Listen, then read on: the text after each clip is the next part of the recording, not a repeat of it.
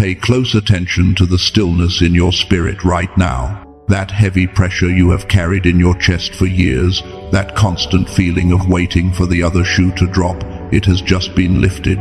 The Holy Spirit led you here because the divine court has officially closed your file on the season of testing. You are not just surviving anymore. You have been approved for the full inheritance of wealth and love. Imagine your soul as a radio.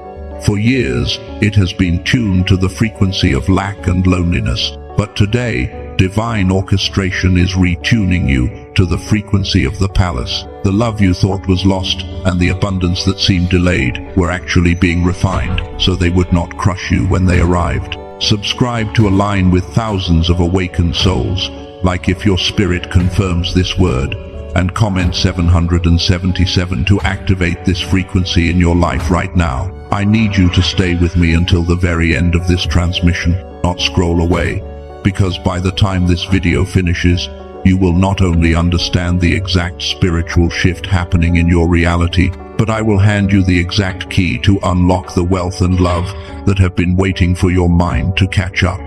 The revelation hidden in the next few minutes holds the blueprint for your next level. Something left your house last night. I want you to hear me clearly. It was not a loss. It was a debt being settled in the spiritual realm.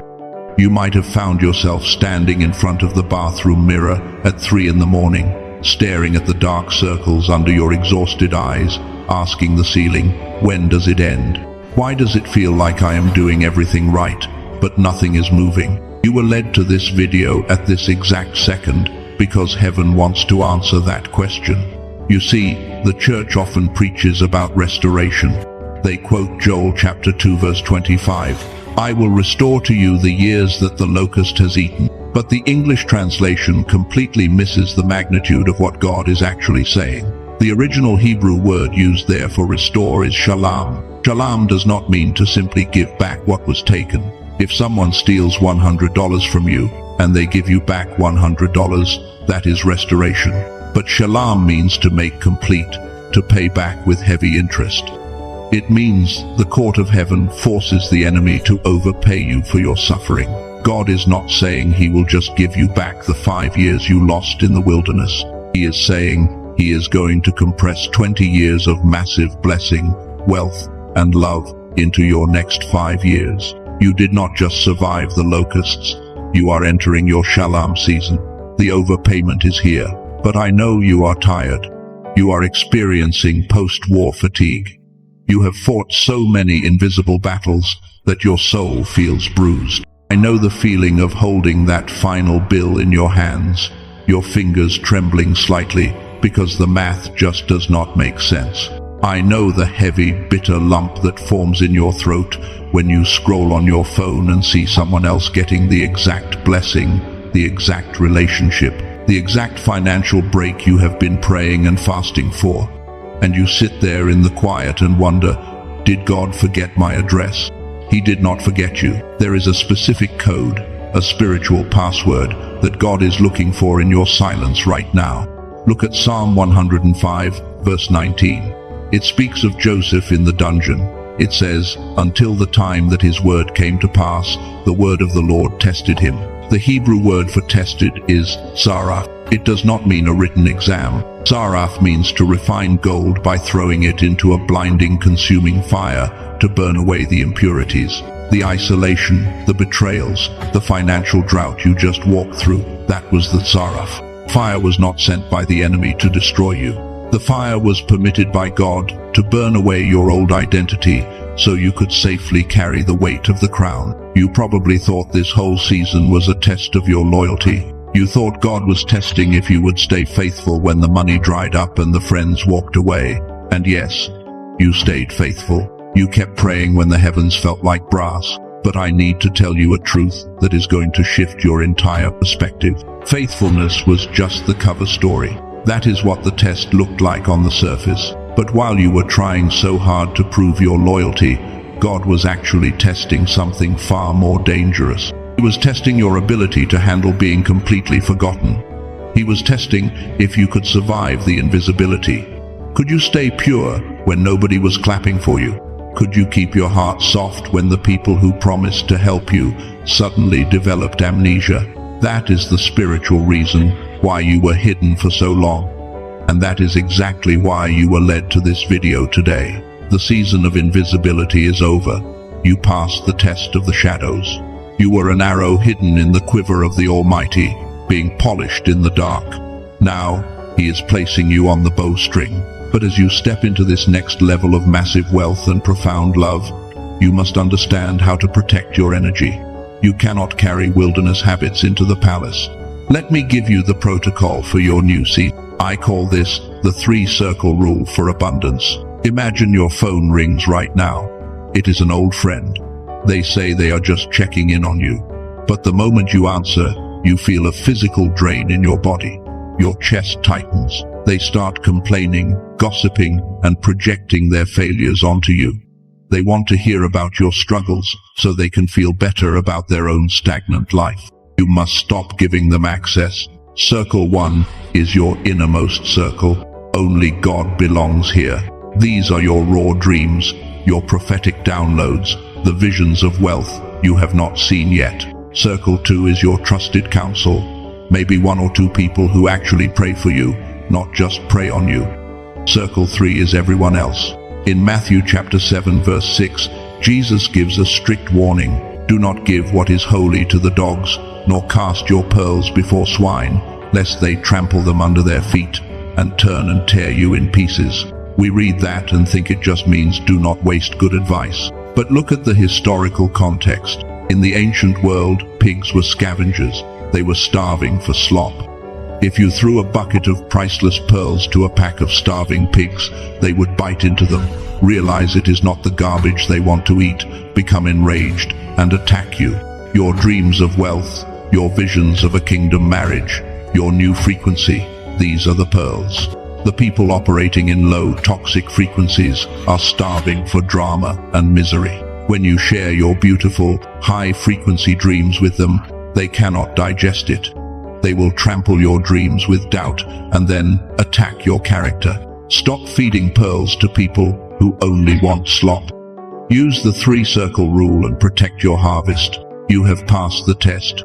You know how to protect your circles. But there is still one final barrier. You might be wondering, if I pass the test, why does my life still look the same? Why do I still feel stuck? Here is the ultimate revelation. Your soul has graduated, but your physical brain is still trapped in the wilderness. You are experiencing a massive frequency mismatch. Every day, you are operating in what neuroscientists call the beta brainwave state. Beta is the frequency of stress, survival, overthinking, and anxiety. It is the frequency that kept you alive during your Zaraf fire. But beta is a closed loop. Cannot perceive the boundless wealth of heaven, while your brain is locked in the survival frequency of earth. Your soul is trying to download $1 billion blueprint, but your brain is using a dial-up connection. You need to access the theta state. Theta is the frequency of divine intuition, effortless creation, and instant manifestation. It is the exact frequency you operated in when you were a young child, before the world broke your heart and forced you into survival mode. But how do you retune your stolen genius brain? How do you shift from the poverty of beta to the abundance of theta in just 7 minutes a day, without having to spend the rest of your life isolated in deep meditation? There is a profound secret, a sacred technology of sound, recently confirmed by NASA researchers, that acts as a divine tuning fork for your mind. And I am going to reveal exactly what it is right now. Chosen one, what I am about to show you will sound too simple to be true.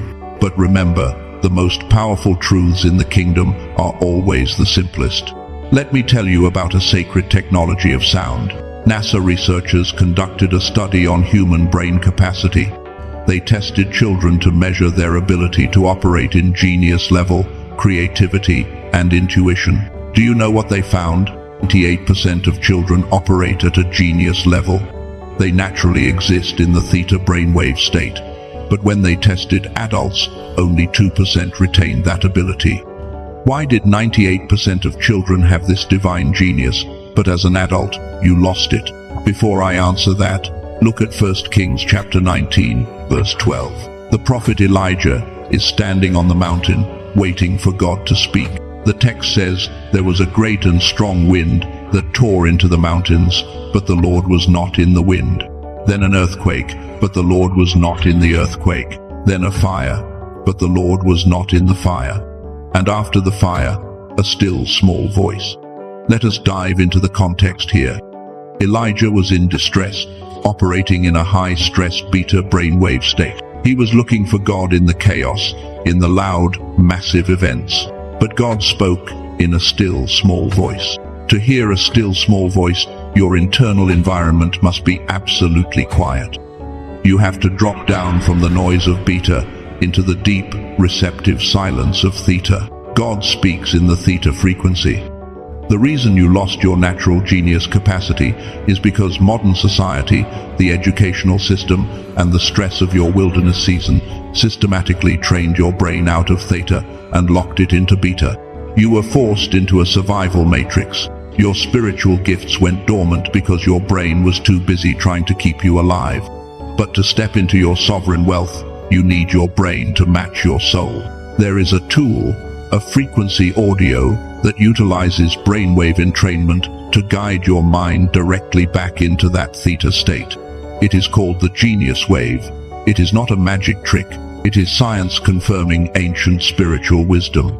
By simply listening to this specific sound frequency for 7 minutes a day, you bypass the years of isolated meditation it usually takes to rewire the brain.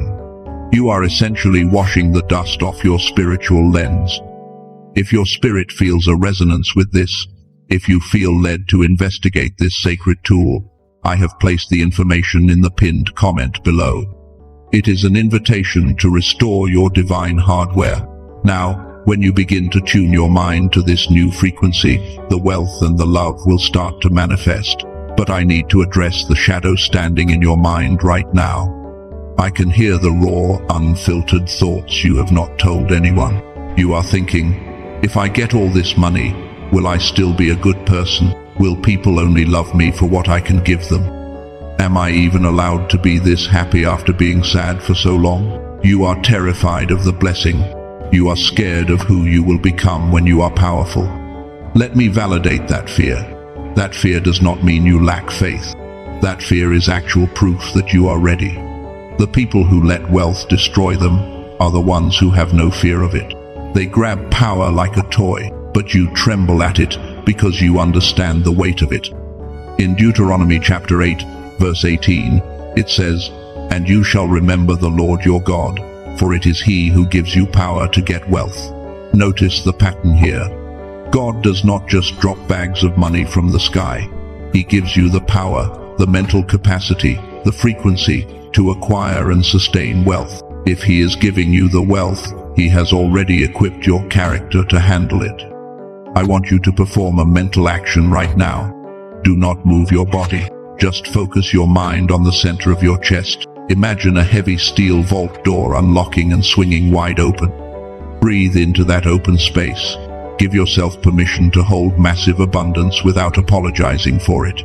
Comment the words, "I am ready to steward the blessing," to solidify this mental shift.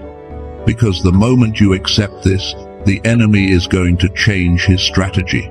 He cannot stop the wealth from coming to you anymore. So instead, he will try to make you sabotage it. I need to give you the framework for the next level. There are 7 forms of confrontation you will face, but I must warn you about a very specific trap waiting for you. There is a trap called the ideal lover waiting for you in the 2nd week after you align with this message. Someone is going to enter your life who looks perfect on paper. They will say the exact words you have been dying to hear. The chemistry will feel intense. But look at 2 Corinthians chapter 11, verse 14. For Satan himself transforms himself into an angel of light. Look at the pattern throughout Scripture. The enemy rarely comes as a monster when you are walking in obedience. He comes as everything you ever wanted, but outside of God's timing and devoid of God's peace. The ideal lover trap is designed to attach your new high frequency to a parasitic spirit. They will try to lock you into a soul tie before your wealth fully materializes, so they can siphon the blessing. How do you win? You slow down. If God did not speak to you about them in the secret place before they arrived in the public space, you put them in circle 3. You test the spirit. Let me prove this to you. I know of a chosen one who applied this exact protocol. They had been invisible for 10 years. Then, they shifted their frequency. They practiced strategic silence. In the second week, a massive business opportunity presented itself, brought by someone who seemed like a perfect partner. It promised quick money. But their spirit felt a strange agitation. They remembered the framework. They walked away from a 6-figure deal that looked flawless. Their family called them crazy. But 30 days later, the real door opened. It was not a partnership where they had to compromise. It was an ownership position. Genesis chapter 41, verse 41, shows us Joseph standing before Pharaoh. And Pharaoh said to Joseph, "See, I have set you over all the land of Egypt." Look at the context dive here. Joseph did not get a step-by-step promotion. He went from a forgotten prisoner to the prime minister in one single conversation, because he did not take the counterfeit exits. He waited for the sovereign door, that chosen one who walked away from the fake deal. Within 40 days, their name became a household word in their industry, and the counterfeit partner they walked away from